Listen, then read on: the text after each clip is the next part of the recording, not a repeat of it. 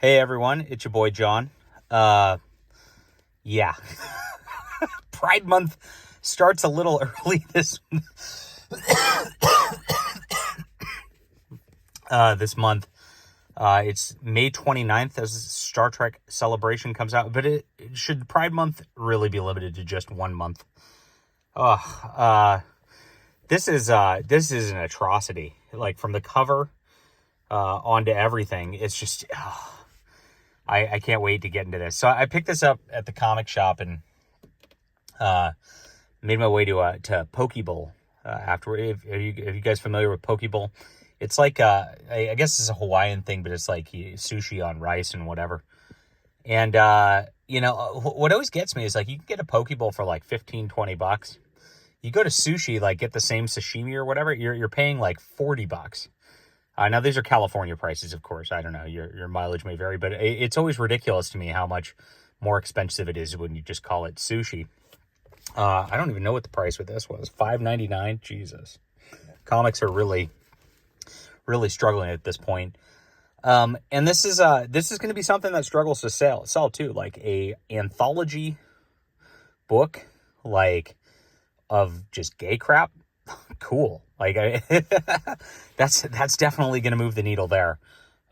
It's ridiculous. And so here it is. You can see Heather Antos assembled the worst of the worst here. Steve Orlando, activist and obnoxious writer. What I always find interesting, what I find interesting on this is the artists are listed as inks. Now, traditionally in the comic industry, inks mean something different than just like the person who like did the line work.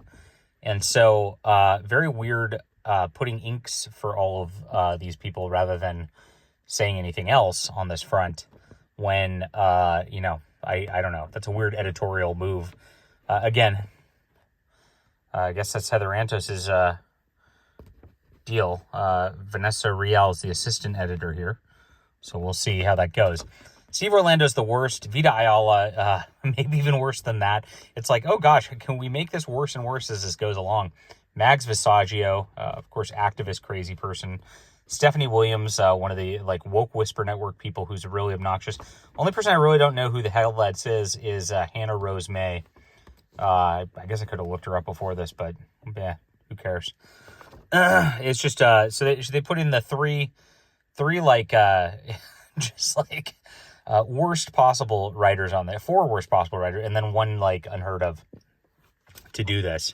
Now it starts out like each one of these has it's you get Sulu and then you get New Trek because they literally couldn't even like for other things. So you get a Sulu adventure where he's telling a bedtime story to his daughter. And Steve Orlando obviously tries to play on that like iconic image from Where No Man Has Gone Before, The Naked Time, where Sulu, went crazy with the sword fighting and all that. And he ends up like fighting this monster in a duel and that's and like wins. And then he goes home. And so what's gay about this? Well, we better make it gay real quick. So they put Sulu with a husband guy with this the 2 daddies to do this. And so this was done in Star Trek Beyond, I think it was. They did that for the so now that lets you know, I guess it's in the Kelvin universe because Sulu's not gay in the main universe. And so they just had to virtue signal real quick. And even George Takei likes to Mr. Virtue Signal himself is like, no, Sulu's not gay.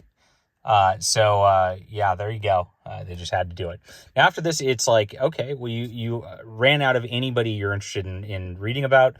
So now we're going to give you Vita Ayala on 7 of 9 and Raffi from the Star Trek Picard, which nobody liked anyway. And you look at just Vita Ayala, just like word salads all over this nonsense. And look, the art's like barely serviceable on this as well. And so just a total train wreck. And this is like Raffi going to some like family class reunion for school. And all the mean people make fun of Raffi because she's a poor lesbian who needs to be, you can see just word salad nonsense as like the mean people talk about her. And she talks about how they played poker at these reunions. And then Did they play poker and had cut? Nope, nothing. It didn't matter. It was useless, that information. Andorian captain lady with like her like weird, oddly designed face that like doesn't look right. Fights with Seven because Seven's a Borg, and Seven tells her off and leaves. Yeah, strong female slay. Yeah, you go tell her, lesbians in space. And tons of dialogue later, and then you have to end in the virtue signal. Now, this is not the only... So, like, every like, it wouldn't be a thing, like, again, like, you didn't have any, like, weird lesbian moments or anything. Just like the first one, they just had to, like, do the last... Oh, crap, this is a gay anthology. We better gay it up real quick. It's so cringy. And not only that, but, like, the last story, and the panel's the exact same. It's it. They did it twice. Like, who's editing? Well, I know who's editing this. It's insane. Oh, painful. So now we get to Mags Visaggio. And so what happens here is Mags writes this entire thing in Mags Visaggio's voice rather than Christine Chappell's voice, who is stars. And she's working on a genetic project to, like, basically, you know how Starfleet has their, like, episodes where they dress up as other, races and stuff like that. She's trying to figure out how to genetically modify people without genetically modifying, because that it's Khan, and in Starfleet doesn't allow that. So not a terrible premise right there, but instead of like actually like making it some sort of like science quandary sort of thing, it becomes Nurse Chapel talking with her trans boy girlfriend who's black in a kitchen for like 4 pages, because it has to. This is all it's about now. Now, if you look, the colorist screwed this up, and if you look, it looks like Nurse Chapel's got some 5 o'clock shadow there, looking like a dude, and it also the boy girlfriend also has 5 o'clock shadow looking like a dude. The colorist really screwed this up. But listen to how they talk. I didn't know he was a slim-built bottle blonde, right? I'm almost insulted. What's that make me? Kant's not ass warp theorist girlfriend. Hot ass. Sorry. Yeah, I screwed it up. Oh well, I'll fix it in edit. But I can't fix this in edit because it's in print. Oh my god. And so they like, and then the trans boy girl shows like the strips he puts on to make himself get estrogen and all that.